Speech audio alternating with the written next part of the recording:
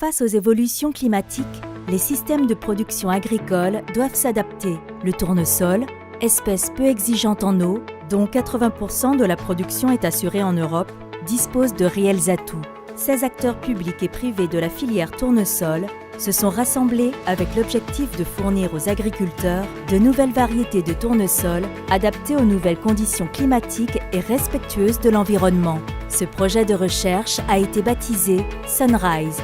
Caractériser les réponses morphologiques et physiologiques des plantes reste aujourd'hui encore le principal frein pour développer des variétés tolérantes à la sécheresse.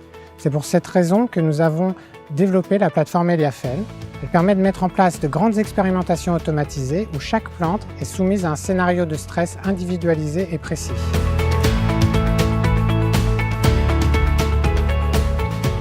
Conçue pour le tournesol, cette plateforme permet d'étudier ses caractères depuis la germination des plantules jusqu'à la maturité complète des graines. Elle est opérationnelle sur le site de l'INRA de Toulouse depuis 2013. La plateforme est une dalle béton de 660 m² qui peut accueillir 1300 pots de 15 litres. Nous avons fait le choix d'une plateforme en extérieur pour reproduire des conditions de culture proches du champ, et nous avons quand même entouré la plateforme d'un filet brise-vent car les plantes en pot n'ont pas le même ancrage que des plantes en plein champ. Nous avons complété la couverture par un filet au-dessus pour assurer une protection aussi contre les oiseaux. Nous assurons la conduite des plantes sur la plateforme grâce à un système d'irrigation goutte à goutte par lequel nous réalisons aussi la fertilisation. Quand nous voulons débuter le stress, nous écartons les goutteurs pour permettre au robot de venir assurer le suivi de l'alimentation en eau de chaque plante. Ce robot est un prototype unique développé par la société spécialisée dans l'automatisation Optimalog.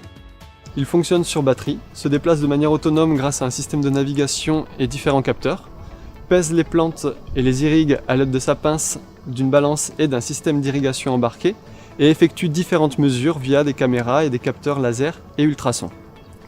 Le robot vient peser, irriguer et photographier chaque plante quotidiennement, ce qui en fait un outil majeur dans l'étude de la réponse des plantes à la sécheresse.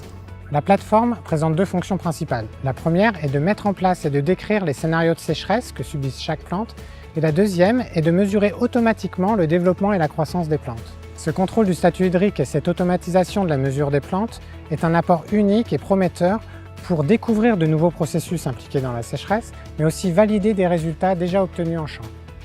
Ces résultats permettront de développer de nouvelles méthodes de phénotypage pour la tolérance à la sécheresse du tournesol et d'introduire de la variabilité génétique dans les modèles de culture.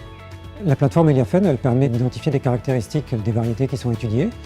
Par exemple, en regardant comment la plante va réduire sa transpiration en fonction de la quantité d'eau dans le pot, on va pouvoir repérer des variétés qui peuvent économiser de l'eau, mais qui réduisent aussi leur photosynthèse. Il est très difficile d'estimer quelles caractéristiques vont donner un gain à l'échelle de la parcelle du fait que les cultures sont soumises à différents scénarios de sécheresse. C'est pourquoi on développe des algorithmes qui permettent de prédire la performance de la culture en fonction de ses caractéristiques, de l'environnement, c'est-à-dire du sol et du climat, et différentes pratiques agricoles. Ces modèles de culture permettent de réaliser des simulations numériques et ces simulations permettent d'évaluer la performance et l'intérêt des variétés dans différentes conditions de culture. Et ceci à une échelle qui est difficilement accessible par l'expérimentation classique. Et on espère ainsi mieux tirer parti du progrès génétique.